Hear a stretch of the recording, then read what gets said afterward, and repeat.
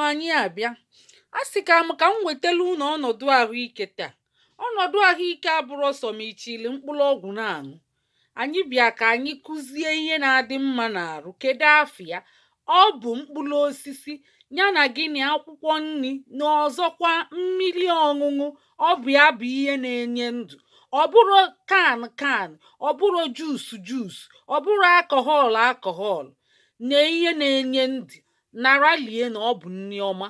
Maka gịnị ihe anyị ji pụta ọzọ bụ na anyị na-anụ na-arụ na-aya ndị be anyị aghala mgbe niile a na-atụkọ ego, mgbe niile a na-atụkọ ego, a na-ebugheli ọya, a na-ebu na-aga ndị India, na-aga na India, ebulu na-aga na UK, ebulu na-aga na Australia, a na-etu ndị ahụ ego mmadụ ejirefuli nri ọ bụla ọya adịrọ mma n'arụ. Maka na a sị na onye arụ dị nwere ego. Arụ ike bụ nnukwute ego ndị be anyị. Arụ dị gị kenee Chukwu na ị nwere nnukwute ego. O nwere ndị nwere ego ma nni dọ faili nwụrụ nri ahụ. Ya bụ chọọ ahụike ka ị ga-ebu ụzọ chọọ. Onye ahụike dị ihe niile o nwelie, o nwekwe nchekwube na ọ ga-akpata ego ahụ. Ịkpata ego ndị be anyị iji na-eje na-aṅụ juice, kan, alcohol. Ọ bụọkwa na ịma nri juice, kan, alcohol ị ga na-aṅụchali ya na-ekpem. Ịṅụla ofu ekpem ọ dị gị mma n'arụ. Ịṅụkwa echi ofu ekpem ọ dị gị mma n'arụ. Mana ịchịta mmanya juice, kan, alcohol ịmagowusi ebe niile na-aṅụ welie na-egwuli egwu, welie na-aṅụ nnọọ ka a na-aṅụba mmiri. Nwanne m, ị na-enyekwa onwe gị poizin.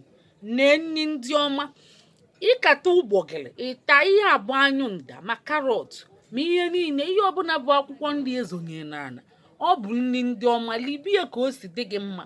Akwụkwọ nri ọkwụnufu ka m si ata ya. Ana m ata akwụkwọ nri dịka ewu si ata nri. Ọ bịa ka m wetara ndị be anyị ka fa wenenata uche fa azụ. Maka a na-aba anọkata uche apụọ.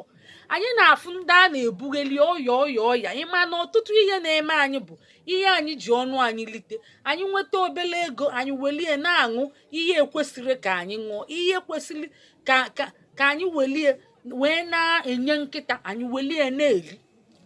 Ịma na oke ṅụ juice maọbụ kan maọbụ alcoholic maọbụ nri nya o nwere ọtụtụ ihe bụ shuga ma ice cream a na-abụ.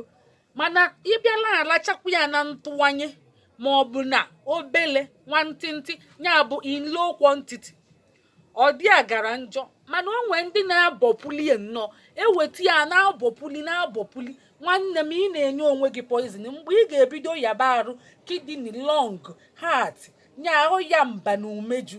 Mgbe ahụ ọkwa itinyibe anya enu ịchọba ndị ga-atụrụ gị ego, ịchọrọ ndị ga-ebugheli gị, ịchọba mba na umeju mmadụ a ga-edonetili gị.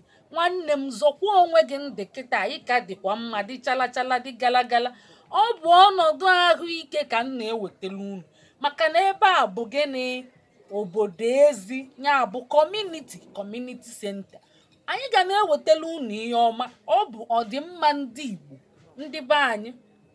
Unu tụfukwa okwu a ọma ndịkwa mma. Maka ana m afụ ihe na-agabiga na mba efere ụwa. Mgbe niile a na-atụkọ ego, mgbe niile asị ọya.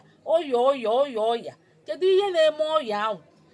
Ọ na-abụ ndị be anyị nweta ego fe welie elibezie poizin. Ọ dịrọ mma. Ya ka o ji dị mkpa inwere ngwuru nwa ezinụlọ. Mefee obere ebe ị ga-akọnye onugbu, kọnye mgbọlọdị, kọnye ụgbọgịrị, kọnye ihe niile a na-akọnye ka ị wee nwee ike na-eli wee chekwaa onwe gị chela arụ ike. Ndeewo.